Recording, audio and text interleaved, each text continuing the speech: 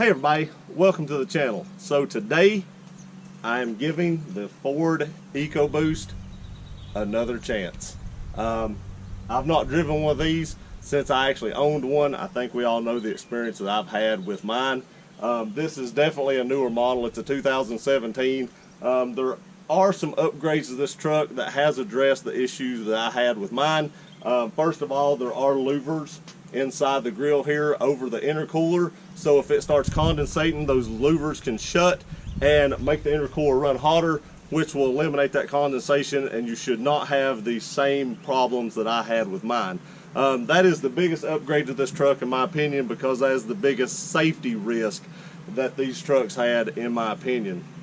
But above that, there are so many more options on this truck than mine had. Now this is a Lariat FX4 version. We'll get into the inside here in a minute and I'll show you some of the options, which are so many. I mean, I got a run through just a minute ago. I'm gonna try to get them all, but I can't guarantee it because there's so many options I don't know if I can remember them. But I got like maybe a 10-minute run through before I shot this video, so we'll do the best we can. But this is basically, like I said, it's a Lariat FX4, but it's basically a Platinum Edition without the strip on the tailgate. It does not have that big chrome strip, which I do hate. I hate that more than anything, actually. And it doesn't have massaging seats, which I'm not sure that I would want that anyway, because I'm afraid if I was driving down the road and I had them turned on, it would make me tired and I'd probably fall asleep. Now the good part about that it does have a lane assist up here, so if you get across that line, it does sense that. It will pull you back over. If you go too far, it will start vibrating and then kind of wake you back up a little bit, and then you can pull it back over. Hopefully you don't overcorrect that if you're asleep and it startles you, but it does have that on it just so for extra protection. So let me get the hood open. I'll tell you about the engine. Okay, now here is the heart of the beast. This is the 3.5 liter Ecoboost. It has 375 horsepower and 470 foot-pounds of torque. Now, I do want to go ahead and say that you can chip these things and get just tons more horsepower out of these. I mean, any turbo vehicle you can do that. I personally would not do that to the vehicle, especially it being under warranty, but I do want to throw that out there for you guys that really like to mod your vehicles. If you're looking for just straight power, an Ecoboost is a good platform for that, because a chip will really bring these things to life with a lot of horsepower. But 375 and 420 is a lot to even start with in that aspect. Again, I want to say it does have the louvers in the grill here, so they shut so your intercooler does not condensate like mine does. Again, I want to stress that is my favorite feature on this truck as of right now without driving it, because that was a main safety concern of mine, and that's why I got rid of mine. But what we're going to do now is we're going to take you inside and give you a tour of the interior. Okay, I'm going to give you a quick walk around the truck here on the outside. You know, the new styling on the front end, I really like that on the new F150s. They do have a front camera, as you can see right here. You can change that on the inside. We'll try to go over that here in a minute, show you kind of how to change that on the inside when you're going through it. 20-inch wheels, stock on this truck. It does have the blinkers on here, and you can also turn them on as like a spotlight whenever you get out of the truck. So if you got the truck open, and your headlights are on, you can actually control those individually per side and turn those on and kind of put a spotlight on where you're walking or what might be in front of you. Now I do also want to show you that it does have the power running boards. I think that's pretty cool how that works. And also, the way Ford set this up is if a kid or something gets their hands in here, whenever you shut this door, if your hand gets in that, there is a safety feature that will not allow this to shut up on the person that has their hands in it, or individual animal, whatever it may be. If something is obstructing that shutting, it will stop that from shutting. Okay, now we're at the back of the vehicle. I do want to show you something really cool on the back of the vehicle here. If you hit this button right here twice, the tailgate will automatically go down. That is an awesome feature. I think that's so cool. I wish my Tundra had that. It doesn't, but I really wish it did. Also, you can push this button right here in the center, like so. Your step will drop down, I do kind of miss that too. My Tundra is lifted. It is a little difficult to get in the back of it at times, so I do miss that step. I never really use this, but for the people that do, you have your bar that comes out, it folds up, and then it actually extends on up, and you actually have a handle now where you can actually step up in the truck. I'm not going to go over the bed cover. I'm going to do that separately because I think that deserves a video of its own, because this is a really cool bed cover. So stay tuned for the bed cover video. I also want to say that I really like how they did the Ford emblem up there in the back, just kind of like how they did the Tundra in mine, and it does have a Line X liner in it. Now I want to show you how to put this down. You just push this one here, drop it down, push the two, it's actually labeled, and it just slides back in, and then you can lift the step, put it back up, and it kind of has a lift assist to help you get it started to put the tailgate back up.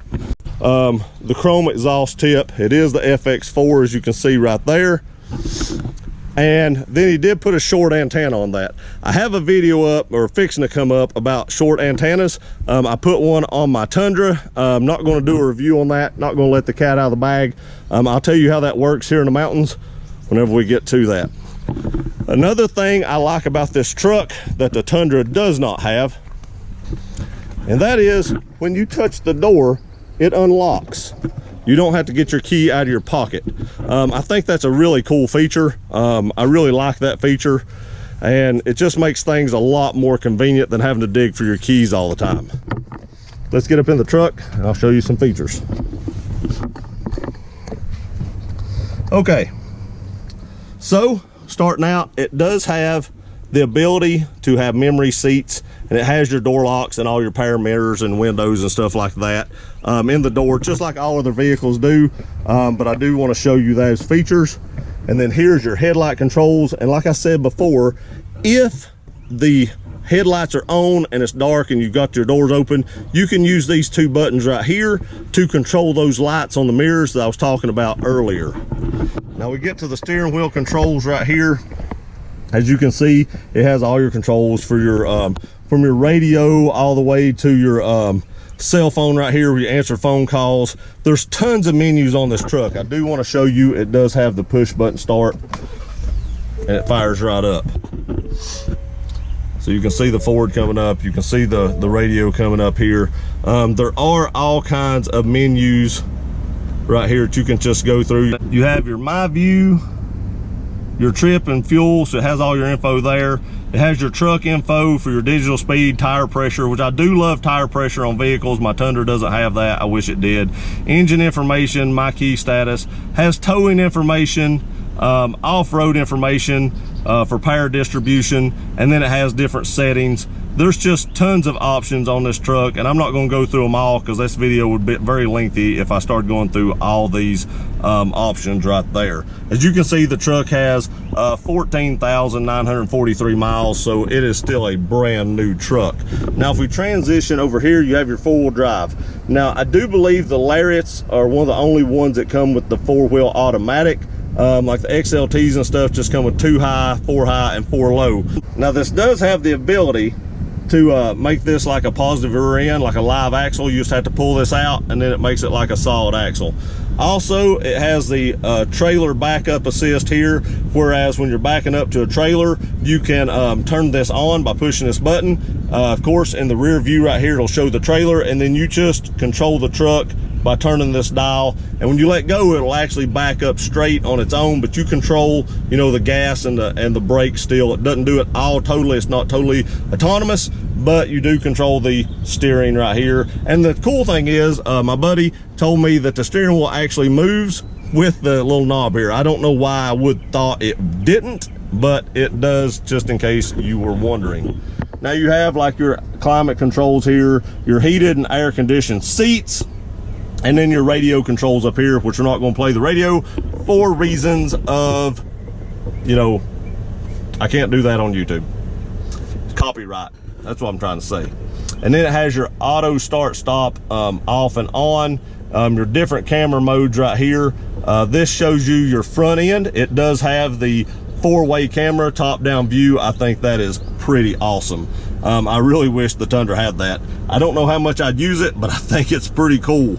You can switch to another view of just the total front. You can go to the front and the sides of the front. Then it switches back to this one, and then you're back to the front again. Now I do want to show you that if you put it in reverse, it does go back to the reverse camera. And with the reverse camera, you can switch it to a full view instead of the overhead view, or you can go to just like the front with the back view and the sides of the back view, and then it goes back to the small rear view and the 4 cameras, the top down view.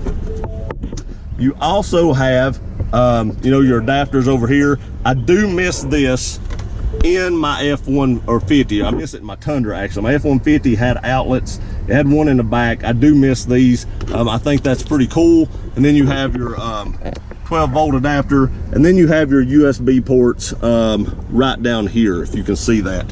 It has a couple of cup holders here. I want to show you that. And with the cup holders inside here, there is a little port here that if your battery goes dead, you can just stick your key down in that and it will start the truck that way. There's some storage right here in the middle. Of course, you have your glove box. I do also want to say these little holes right here that looks like they should be lights are not lights. If you leave your windows down and you get out of the truck and somebody reaches into the truck to steal whatever it may be, these are motion sensors, and it will detect someone reaching into the vehicle to get something out. Now, the cool part about this is if that happens, it will send a signal to your phone and let you know that someone has reached into your truck, so you are notified if that happens. I do want to show you in here, this console is huge, just like mine is. I do like that Ford gives you a little tray.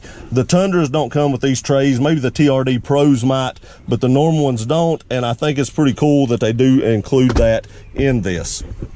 So it does have the Sony Stereo in it with a subwoofer. Now I had that in mine. I think they've changed to like a BO or something like that system now, but this one does have the Sony Stereo in it.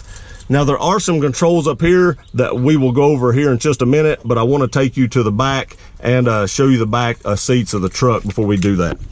And then here's the back of the truck. You know, you've got the same scheme up in the back, of course, as you do up front. Has a huge back interior here. I do want to say it does have Husky floor liners like mine does. I do like the floorboard in the F-150s better than I do the Toyota Tundras because they are completely flat. I miss that. I used to store my go bag or my bug out bag underneath the seat, and I can't do that now because I don't have a flat floorboard.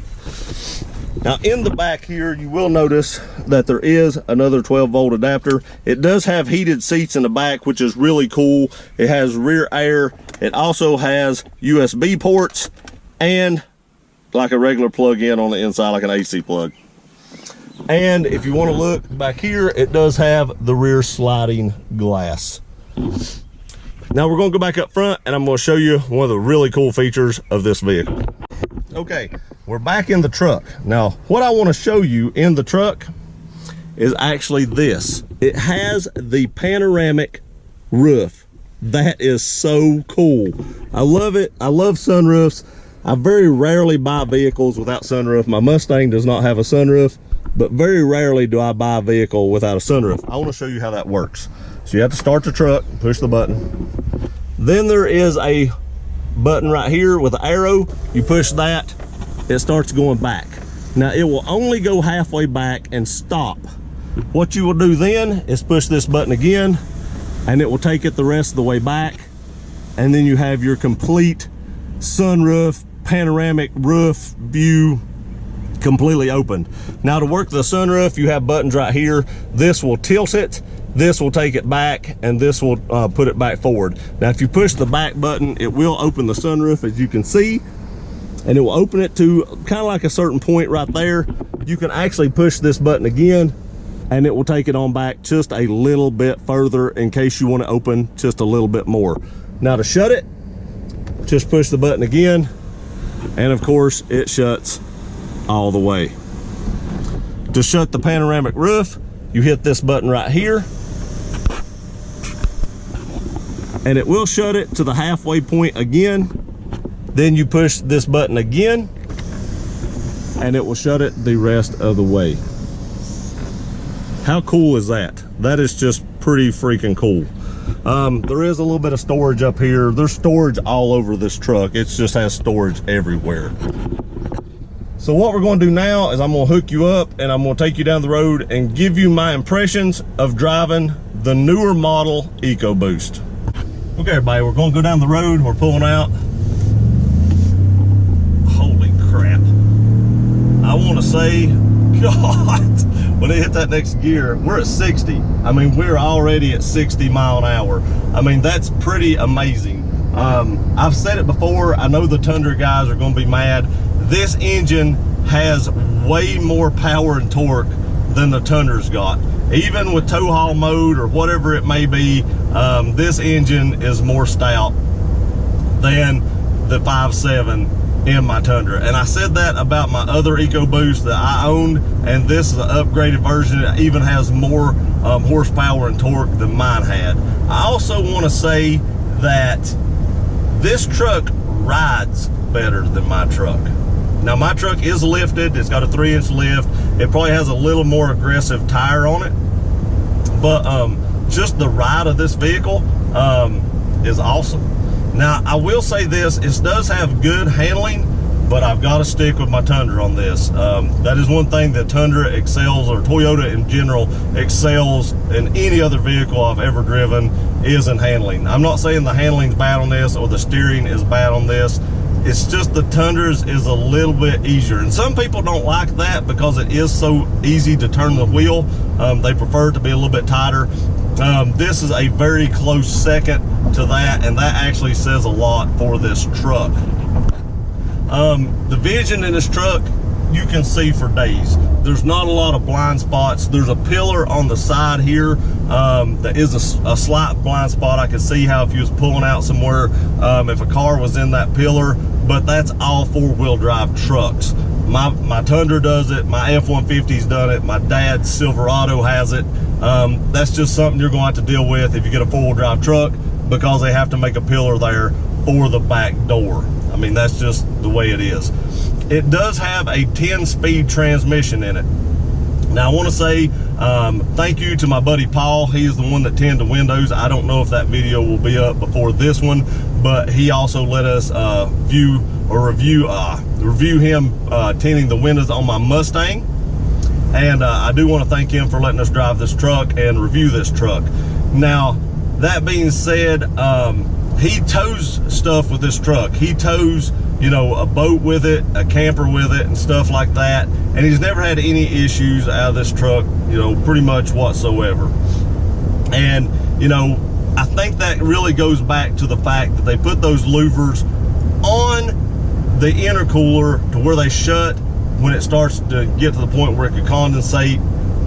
Again, I cannot stress how important it was that Ford addressed that. I know a lot of people have said that my truck did not do that, it wasn't possible. I want to say that if my truck didn't do that and it wasn't possible, then why did Ford put louvers on their new trucks to shut so that that wouldn't happen? But they did address that issue, and I don't hear very many people at all talk about, you know, having any issues with that in the newer model trucks with those louvers. There's only been like 1 or 2 people I've even heard talk about it. And, you know, the louvers are electric, and that's not saying that on those 1 or 2 vehicles I've heard about that the louvers could be malfunctioning, a wire could have come unplugged and caused it to do it. You know, I think Ford has probably done their best to remedy that problem I had with my truck. Now, I'm not sure what the gas mileage is in this vehicle. I see the point right here, fuel economy. So it's averaging about 17.8 mile per gallon right now. That's still 5 to 6 mile per gallon better than I'm getting in my Tundra.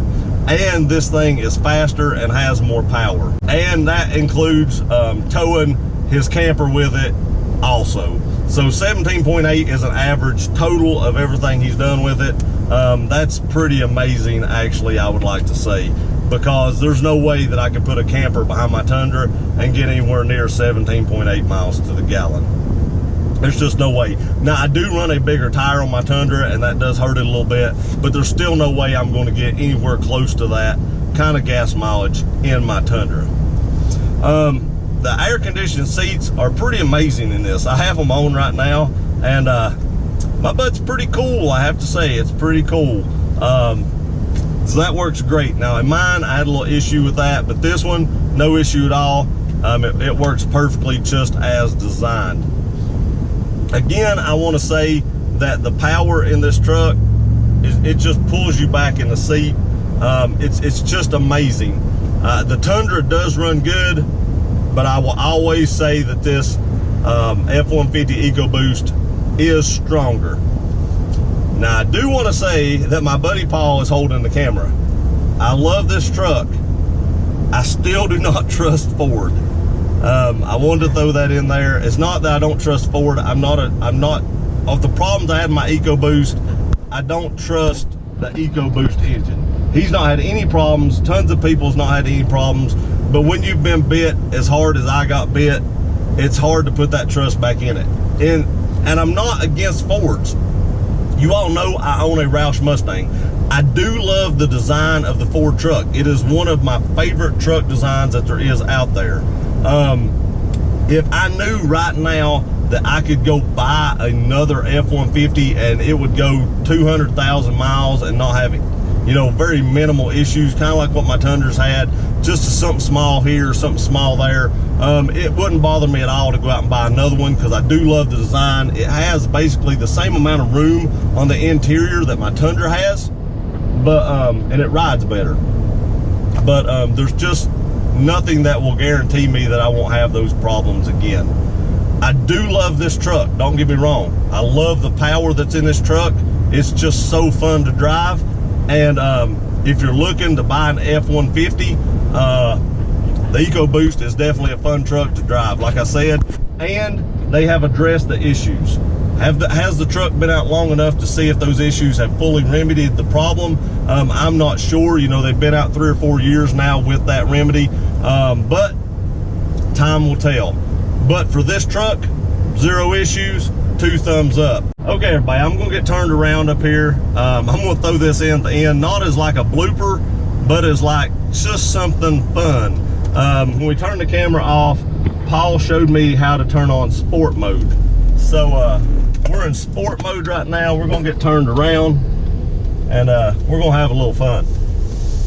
So there's nothing behind us. He said let's get slowed down to about 20 mile an hour, which is I'm about 15, and then we're gonna see what happens.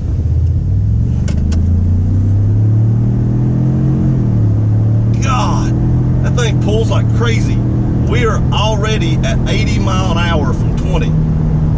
God, this just puts a smile on my face driving this truck, because it is amazing how fast you can take a 5,500 pound truck and get to 80 mile an hour. That's just amazing to me. It's crazy. I've heard rumors about people putting chips on these and doing like I forget, it's like 4.4 or 4.5 seconds 0 to 60. That's stupid speed. Literally just an inch. Holy crap. That's amazing. Again, if you like this video, please like, share, and subscribe. We'll see you next time.